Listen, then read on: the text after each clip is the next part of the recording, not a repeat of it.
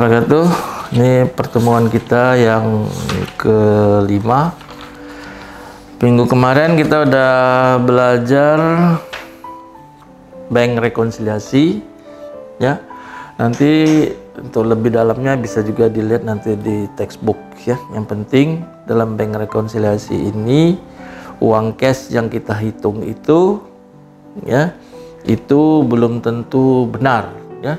Karena apa? Karena kita harus merekonsiliasi antara buku cash kita dengan rekening koran bank, ya.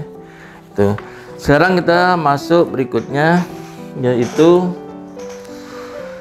piutang, ya, piutang dagang, ya.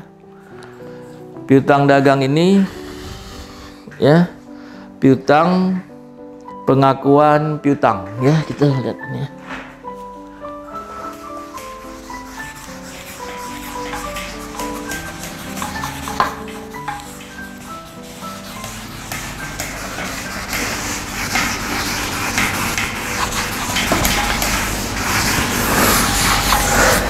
Oke, ya. Piutang muncul dari penjualan kredit, ya. Piutang muncul dari penjualan kredit. Jadi kalau kita menghitung, mau catat, ya, pada saat terjadi penjualan kredit, kita menjurnalnya yang pertama adalah piutang dagang pada penjualan. Ini dia. Ini transaksi awal, ya. Kemudian, ya, mungkin ada barang yang udah kita beli tidak cocok dengan keinginan kita atau ada cacat, maka barang itu kita kembalikan, ya. Jurnalnya adalah retur dan potongan penjualan. Penjualan pada piutang dagang.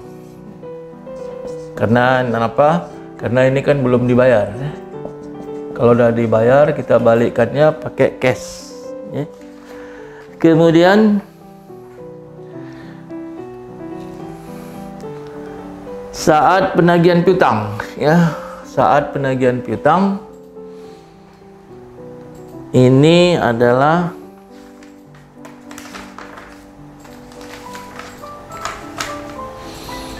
kita nagih, maka kita dapatkan dulu cash, ya, debit, ini kan. Kemudian potongan penjualan, kalau ada potongan penjualan ini. Kemudian piutang dagang,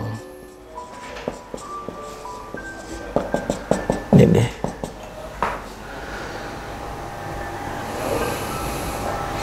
Kemudian saat penagihan di luar periode, maka jurnalnya adalah cash pada piutang dagang. Ini deh, jadi ada, ya. Nanti bisa kita juga lihat di textbook. Kemudian cerita kita yang namanya piutang dagang, ya, yang namanya piutang dagang kan tidak semua orang membayar, ya. Tidak semua orang membayar piutang dagang ini sesuai dengan kesepakatan, ya. Maka kalau dia nanti piutang dagang ini, ya, ternyata, ya, orangnya umpama sudah meninggal, ini tadi ya, udah meninggal, kemudian kita nggak mungkin lagi menagih kepada anaknya, atau dia udah tidak ada lagi saudara-saudaranya, maka piutang dagang ini harus di write off, ya, kita hapus, ya. Maka penghapusannya adalah beban piutang dagang. Ini dia beban piutang dagang, beban piutang tak tertagih, piutang tak tertagih, ini, ya, pada piutang dagang. Ini deh. Jadi kalau nanti Ada di antar piutang dagang ini kan banyak ya, kan dari A sampai Z ya, nama-nama orang semua.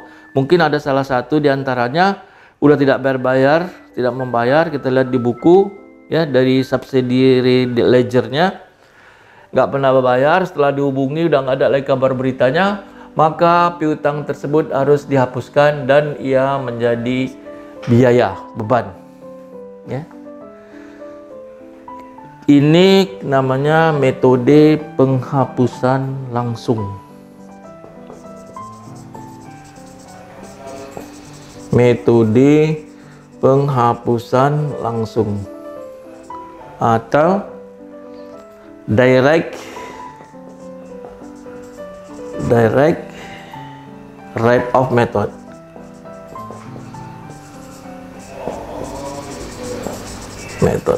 Ini dia ya. Jadi penghapusan langsung berarti ini pada ini ya. Kemudian ada namanya berikutnya metode penyisihan. Penyisihan atau allowance ya. Allowance for bad debt. For doubtful ya.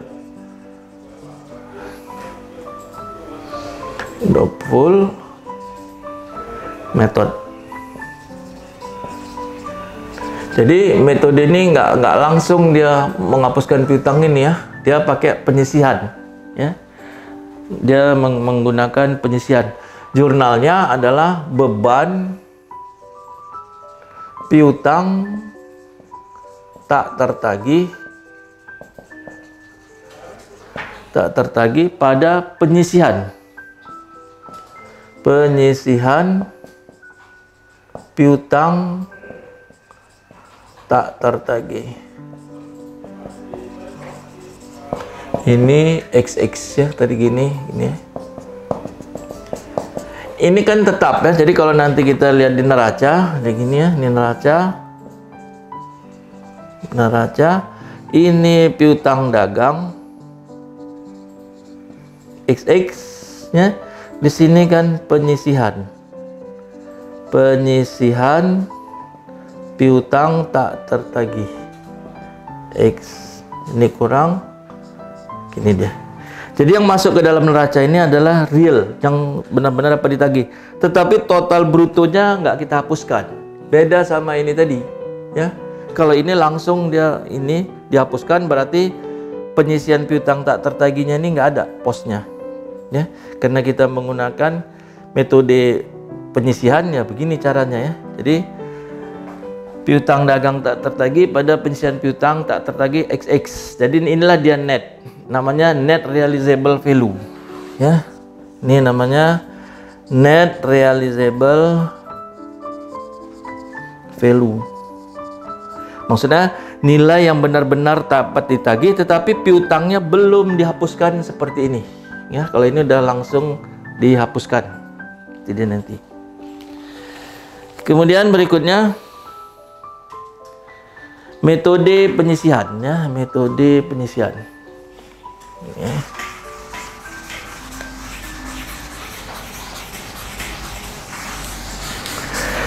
Metode penyisihan. Ya. Ada metode penyisihan. Yang ini tadi, kita metode penyisihan ini ada dua cara untuk membuat penyisihannya. Yang pertama ya, kita menggunakan ini pendekatan laba rugi.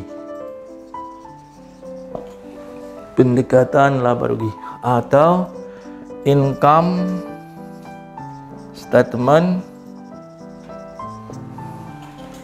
allowance approach ya,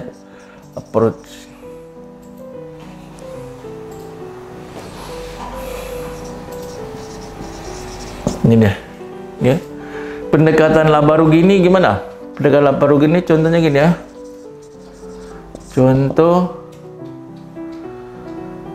ya,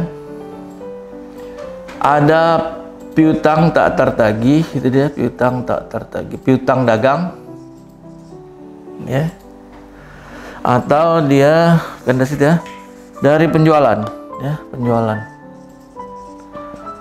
penjualan kredit, ya, ditaksir ya berapa persen tak tertagih,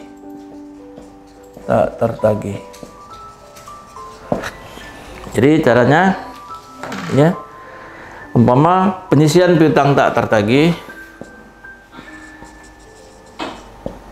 penyisihan piutang tak tertagih, ini cara ngitungnya, ini sama dengan persentase, ya, kali penjualan kredit. Jadi kalau nanti manajemen itu dia menaksir bahwasanya dari penjualan kredit ini tak tertagih umpama kira-kira 3%. Kemudian 3% ini ya berapa penjualan kredit? Ya, nanti kita hitung berapa penjualan kredit. Umpama penjualan kreditnya 50 juta. Berarti piutang tak tertagihnya 15 juta. 1.500.000 ya, 1.500.000. Kalau kita udah dapat ini, maka kita jurnal ini, ya. Berarti di sini metodenya ini jadi 1.500.000, ini jadi 1.500.000.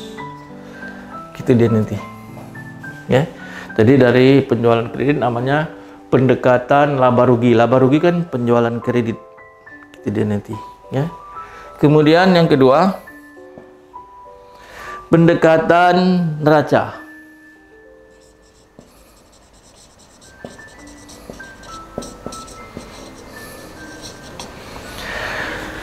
Pendekatan neraca atau balance sheet approach.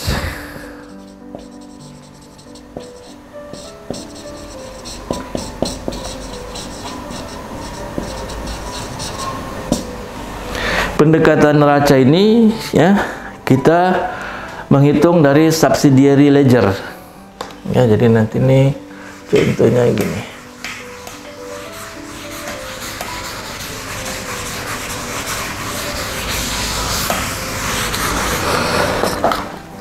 Subsidiary ledger ini contohnya gini ya. Ini tulisannya itu kecil lah, pelanggan.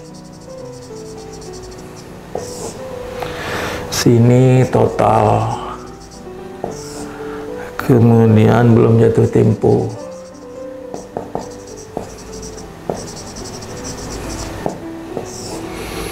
kemudian ini gini jumlah hari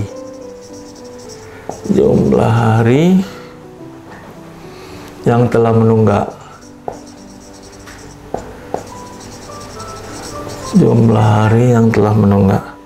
ini kita bagi, ya, 1 sampai dengan 30 hari, 31 sampai dengan 60 hari, 61 sampai dengan 180 hari, kemudian lebih dari 180 hari. Jadi kita buka lah subsidiary ledgernya. Umpama di sini pelanggannya umpama namanya PTA,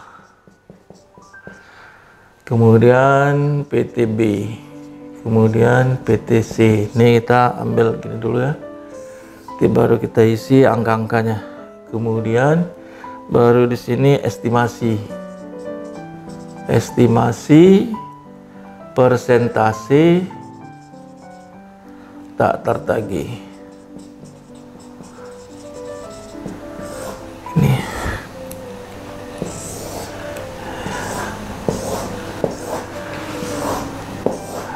persentase tak tertagih. Umpama persentase tak tertagihnya belum jatuh tempo 1%, Kemudian 1 sampai 30 hari 5%. Kemudian 20%.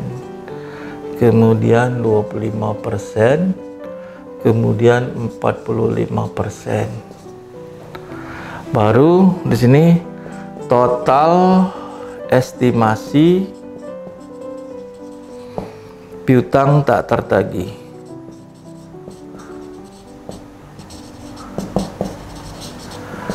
Nah, ini sekarang kita baru ambil hitungannya ya. Umpama nanti gini deh. PTA total piutangnya umpama 100 juta, 100.000 lah ya. Belum jatuh tempo 10.000. Kemudian di sini 5.000. Kemudian di sini kosong, di sini 70.000.